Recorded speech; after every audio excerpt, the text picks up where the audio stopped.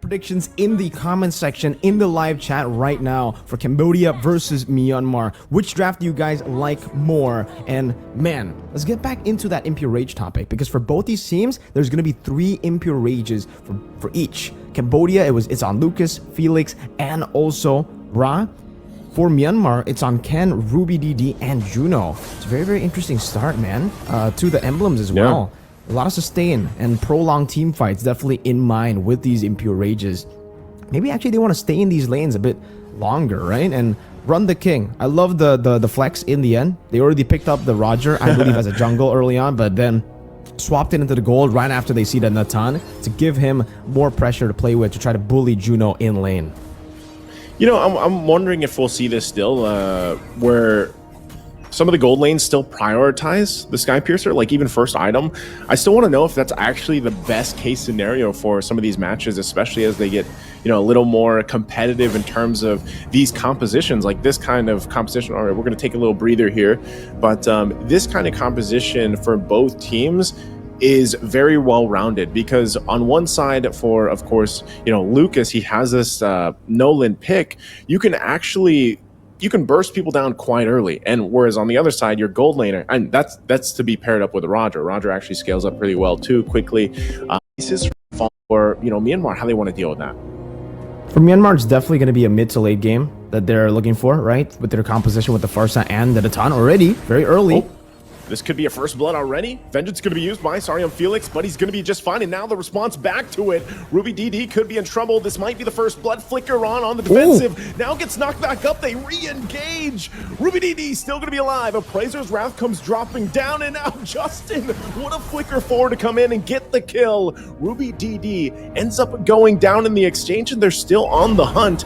Not sure if Boxing is actually going to be able to chase them down there, but that's fine. It's a 1-for-1 trade. Wow, and now the turtle's up. That was so good for Myanmar, right? I mean, the fact that they fought that 2v3, and then later on, you know, with some of those reinforcements, it technically became a 2v4, but they were able to survive, and now Felix on it. They're gonna go for it. Ken able to get the turtle. Feathered airstrike comes down. They get the kill on Lucas too. Sorry, on Felix to drop as well. Myanmar comes out swinging for the first objective. Well played again. They were able to get a solid win in the bottom lane because they technically won with a man disadvantage, utilizing that to then clear out in the bottom lane. And now another skirmish. Final Slash already going to be used. All fighting for this orange buff. Still duking it out. Look at the damage. Oh, we're going to miss some of the action in the bottom. It looks like Boxing is still going to be alive. And we missed it, but Ruby DD went down, and we're looking at the top lane while that all happened. But it looks like Ruby DD ended up falling in the exchange. Again, for Myanmar, I guess there's a little bit of give and take here and there, right? For them, another fight? Oh, another fight in the mid lane? All right, they get Raw. So Myanmar, they're not stopping. You know, they might have lost a couple here, but they keep finding these little moments of winning for across the map. So with that, let's take a quick look. Items falling into place here. Nothing first item locked in just yet.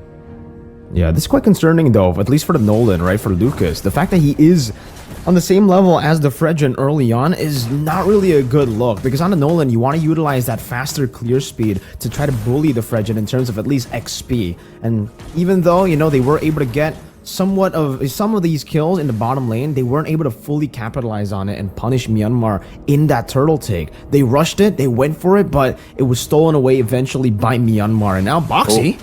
Boxing jumps in. Not sure if he can get the setup. He does get the No Inferior. He's still up for a little bit longer. They're going to find it out. Justin, though, won't be able to escape or run. And now the Appraiser's Wrath drops down, fighting under. They're quite low, but Lucas here to help them fight and disengage.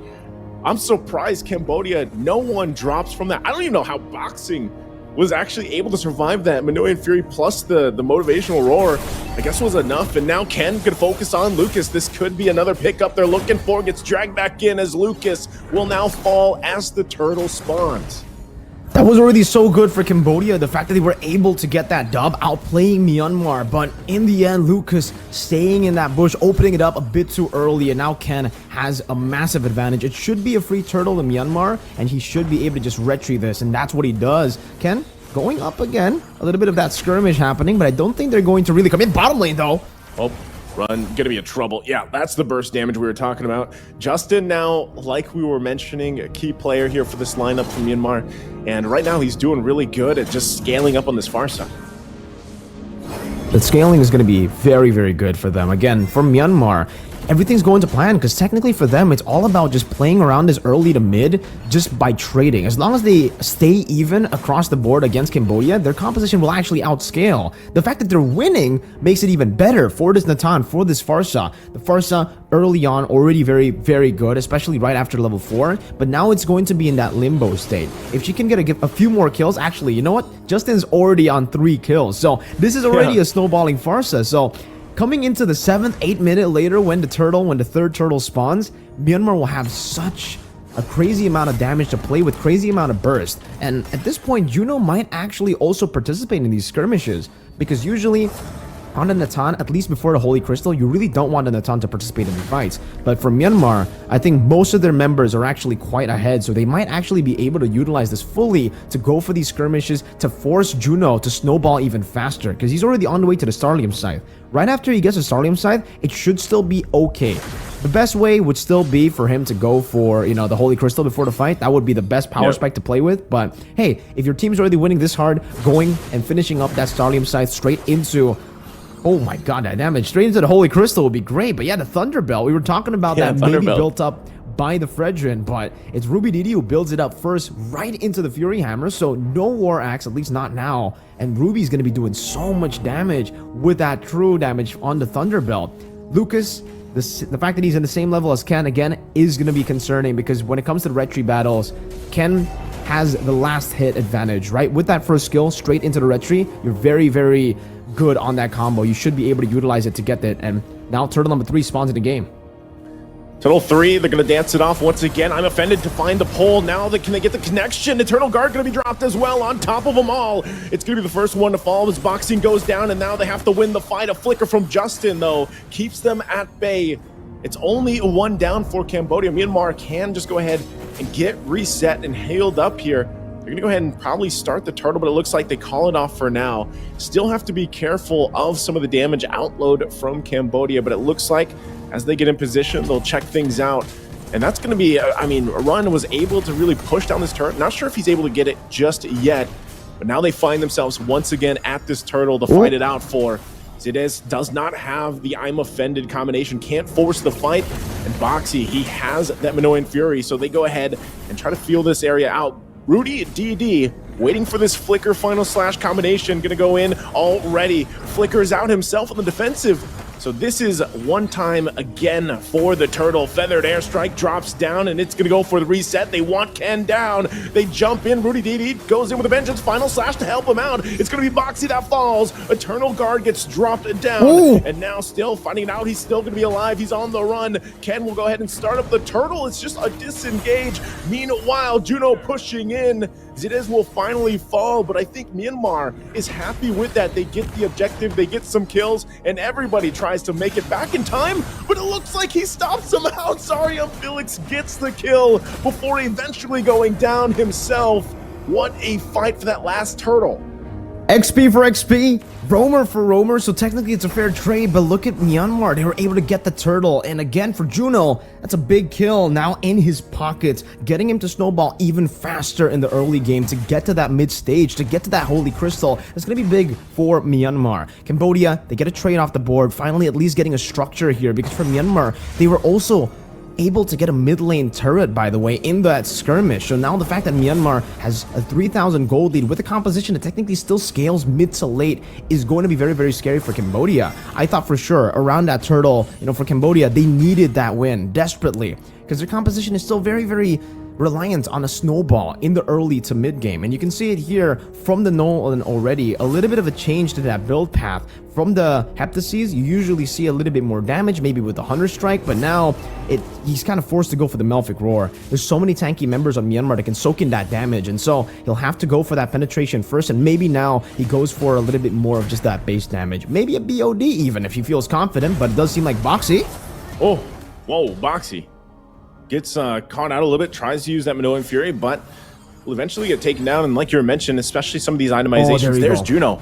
There's the Holy Crystal before that 11-minute mark that we talk about with this Nathan locked in. Sky Piercer also being picked up by Run the King. And with that, this could be a very crucial power spike for both of them. Look at Ken taking a ton of damage now. Sorry, Felix is going to jump in with the Conjuring Inferno. They're forced back a little bit further. Vengeance already popped as well. So both these teams, I mean, given this whole situation, even with that 3,000 gold lead that Myanmar has, they still have to respect what Cambodia has with this lineup and the possibility of losing a key team fight before this Lord comes up. And now for Myanmar, they can actually start to dictate the pace. City! Yep, City gonna go in. Lucas could be in trouble. Feathered Airstrike won't get the kill. Again, Boxy gonna jump in with a Minoan Fury, tries to knock them up a little bit further. Eternal Guard gets dropped down too. Now Run the King goes in. Can he proc the Sky Piercer? He cannot just yet. And now 2 fall for Cambodia. Myanmar might want more, but they know they have the numbers advantage and they'll go for the Lord.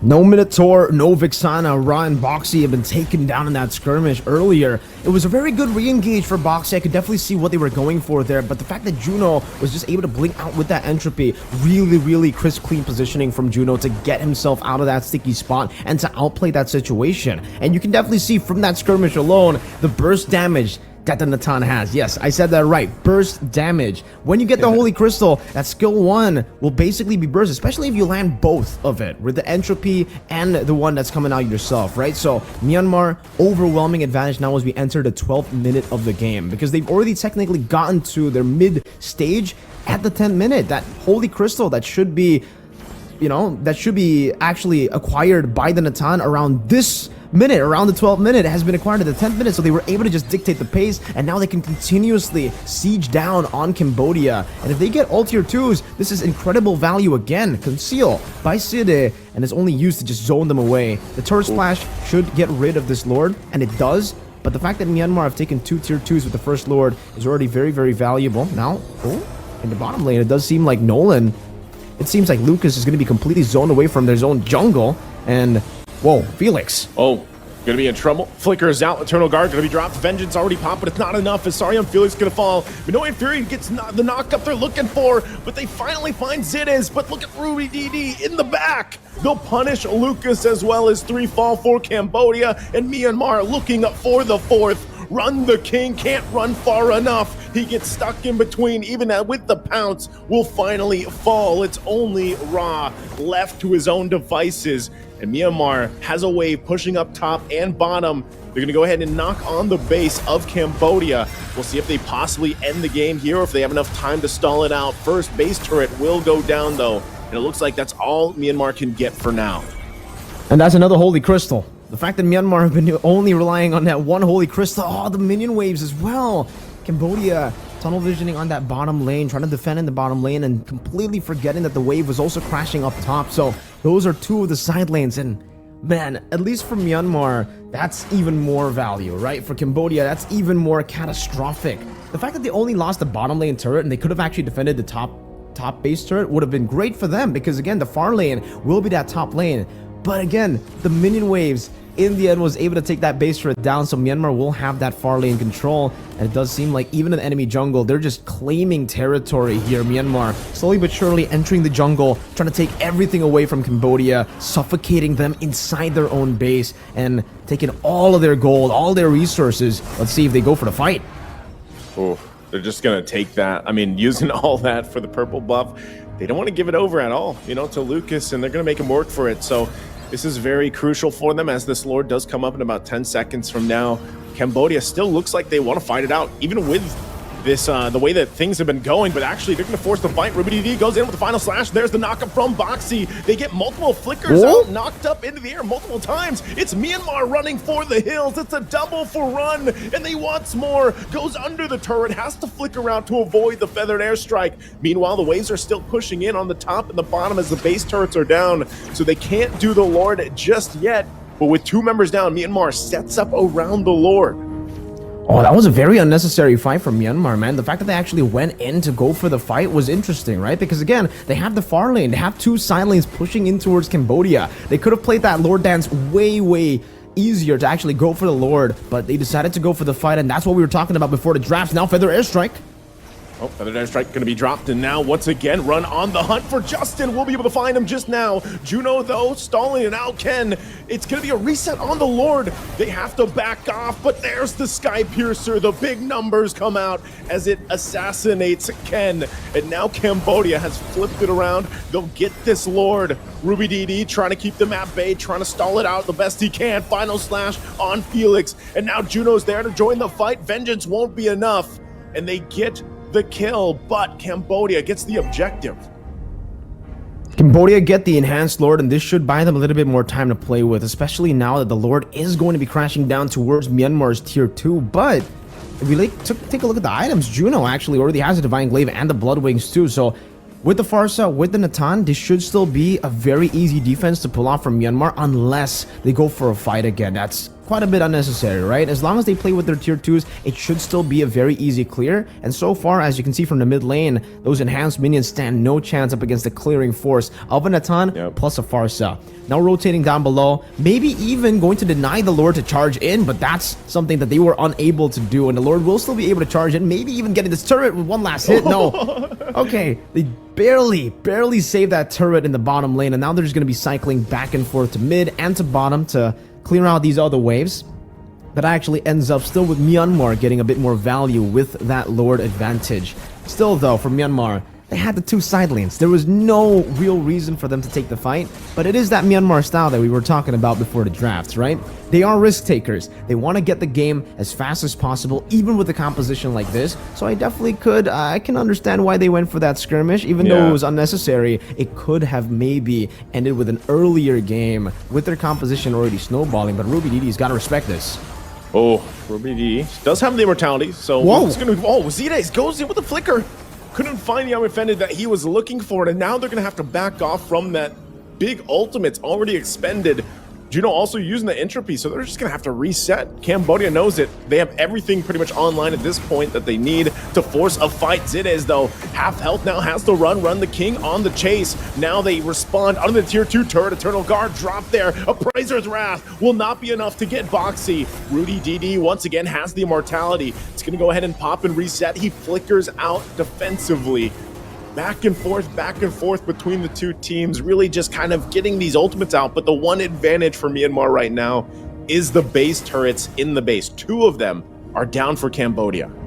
Athena Shield picked up by Ruby DD. Would love to see the items, by the way, right now in the 18th minute of the game, because it's coming up into a big Lord fight now, and I would love to see if, you know, Cambodia actually have those item power spikes to play around. With the Roger, he's actually doing so much damage in the later stage of the game. We were actually expecting the early game to go way better from Cambodia and then the late game to go for Myanmar, but at this point, it's kind of the opposite, right? Like, for Myanmar, they're actually kind of struggling here as we enter the late stage of the game because Cambodia's team fighting prowess has been very impressive. And I think for Run the King, he might have a bit of that attack speed going for himself with the Sky Piercer, right? I don't know why he's able to actually shred through some of these tanks. Side. Oh, Side. Again, Conceal going to be used, and now Entropy already committed. Fighting once again, the knockups from the Minoan Fury, and now the battle in the mid. Immortality from Felix is going to be popped. Rudy DD doesn't have his. He's going to go down by Lucas. That's exactly what Cambodia wanted. They get the numbers advantage now, and they could possibly take this Lord. But Ken might have a different plan in mind as he wants to get in the zone here. This is the closest we've seen from especially these Lord dances later on, almost the 20-minute mark. They're going to go in. They're quite low. Feathered Airstrike to drop down. Lord isn't going to reset just yet, and remember, it does hurt. You can see the damage from Lucas.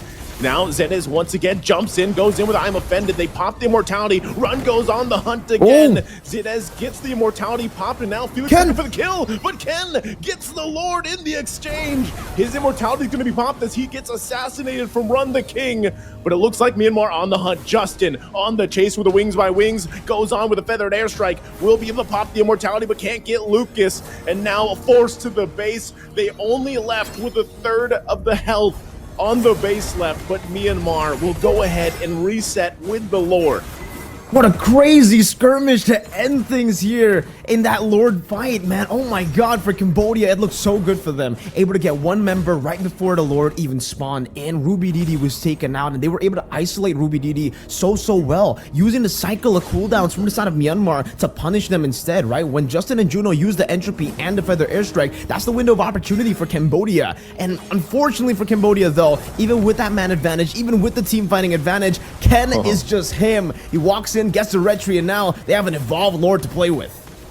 Evolve Lord to push in. The whole team from Cambodia has to deal with it. It looks like they're going to make quick work of it. Xenis goes in with the I'm offended. Boxy's still going to be alive, actually utilizing the Minoan Fury, so somehow, some way, Cambodia still defending even against that Lord push.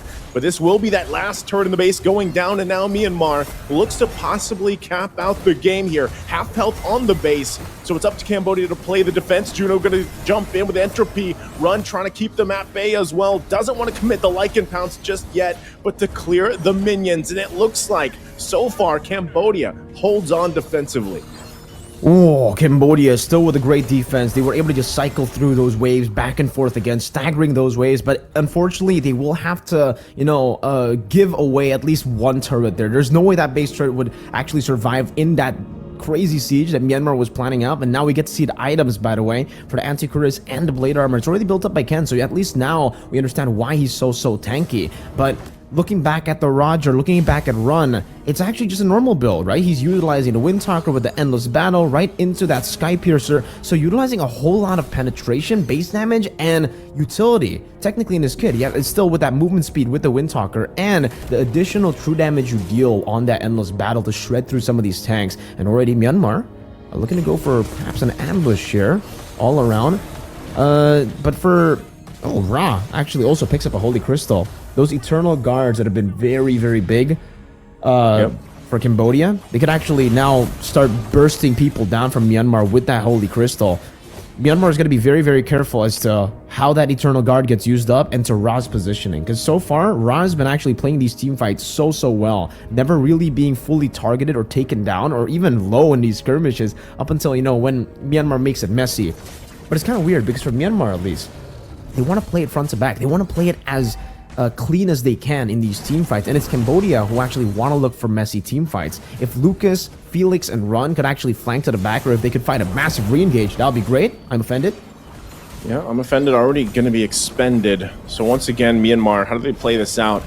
Knowing that a base is fully exposed from Cambodia, they could take advantage of that if they want to. And that's part of this process for the Lord Dance. And now Sarmian Felix going to try to keep that front line. It's really up to Boxy here to find his own setup. He does have the flicker available. Have to keep an eye on that. Has immortality, so can extend some of his health a little bit longer. Does jump in. There's the Minoan Fury. Not going to be able to find the they're looking for. It's only Zinez. He goes in defensively, but look at Juno's damage. Has to pop the Wind of Nature. Ken could be in trouble now, and on the backside, they're going to force them back even further. Myanmar left to run for the base to heal up. But it looks like Ruby DD will be able to keep them from committing to the Lord just now. And we've gone to a point where this is the longest game of the Asian regional qualifiers. Technically, even if we combine the African regional qualifiers, we haven't seen a 23-minute game just yet. So that already breaks the records here just for our game one. And it seems Ruby DD wants to go in. Oh, huge final slash with a flicker combination, and they'll take out Ra. He's been doing such a good job on positioning, and now gets taken out, and now it's Sarmian Felix. He's trying to extend, but he will go down and Run. Left in it all, and another member falls as Myanmar now dismantles Cambodia, and that's going to be enough for them to possibly just end this game. They don't need the Lord. They'll just go ahead and take down the base further. Minions going to be pushing in. Lucas trying to buy as much time as possible, but Feathered Airstrike is too much, and Boxy as well. The minion waves are already pushed into the mid lane. They'll clean up the kill just for the finesse, and they'll take game number one. Well played to Myanmar. And man, of course it's gotta be Myanmar to do